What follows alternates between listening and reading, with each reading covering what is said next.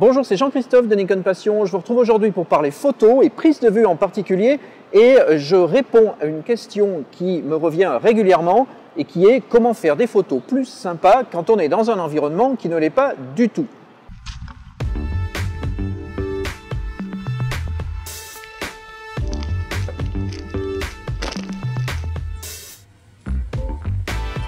Vous êtes assez nombreux à me demander comment faire des photos plus sympas alors que vous êtes dans un environnement qui lui ne l'est pas trop, parce que vous êtes en ville, que le décor urbain n'est pas nécessairement très joli, qu'il y a des voitures, des camions, des poubelles dans la rue.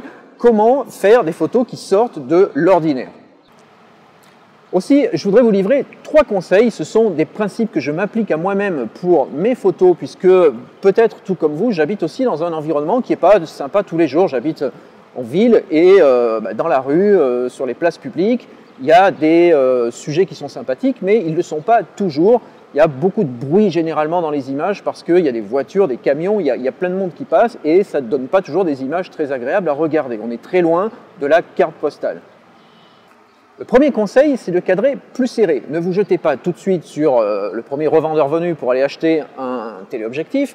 Utilisez le matériel dont vous disposez déjà, mais essayez d'identifier des sujets quand vous vous promenez autour de chez vous, des sujets qui méritent d'être cadrés plus serrés.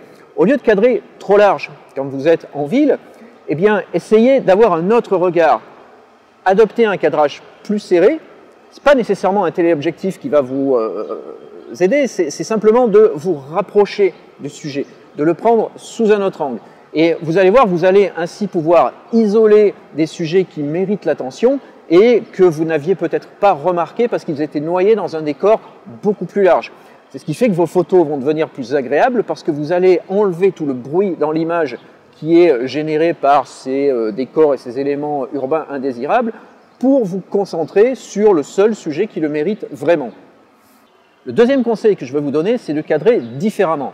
Alors arrêtez de toujours photographier comme ça, à hauteur de visage, à hauteur d'homme, mais essayez plutôt de cadrer par exemple en baissant, en posant l'appareil au sol, en le relevant, pourquoi pas en tendant les bras et en photographiant par-dessus une haie, par-dessus la foule. Et vous allez voir que vous allez obtenir des cadrages, des compositions plus intéressantes. Si vous avez un boîtier qui dispose d'un écran inclinable, c'est encore plus simple, vous pouvez le poser par terre et puis regarder en mode live view par exemple ce que vous allez photographier, ça vous permet vraiment de cadrer facilement. Mais c'est vraiment une façon de procéder qui là va aussi vous donner des angles beaucoup plus créatifs et vous allez voir que vos images vont être totalement différentes. Vous allez vraiment faire un grand pas en avant si vous adoptez cette technique-là. Le troisième conseil que je voudrais vous donner, c'est de jouer avec le graphisme. Quand vous êtes en ville, quelle que soit la taille de la ville, ou pourquoi pas même dans les villages ou à la campagne, il y a toujours des éléments graphiques à photographier que vous pouvez mettre en avant. Un passage piéton, c'est un élément graphique. Il y a des bandes noires et des bandes blanches. Au moins, il y a du noir, il y a des bandes blanches. Des pylônes, des bancs, des bordures, tout ce que vous pouvez imaginer, eh bien, utilisez ces éléments-là du décor urbain pour composer des photos graphiques. Et vous allez voir que là aussi, vous allez gagner énormément en qualité d'image et en intérêt d'image.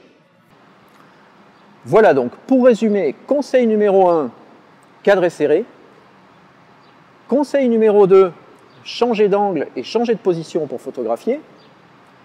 Conseil numéro 3, utilisez le graphisme et jouez-en dans vos compositions. Maintenant, il est temps de passer à l'action. Alors, prenez note des 3 conseils que je viens de vous donner et sortez faire des photos. Ne vous privez surtout pas de photographier en cadrant différemment, plus serré, en jouant avec le graphisme et vous allez voir que vos images vont vous étonner.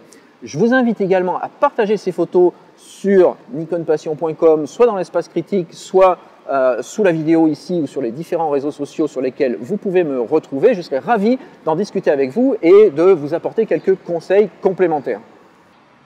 Je vous rappelle que vous pouvez continuer à m'envoyer vos questions à l'adresse nikonpassion.com/questions.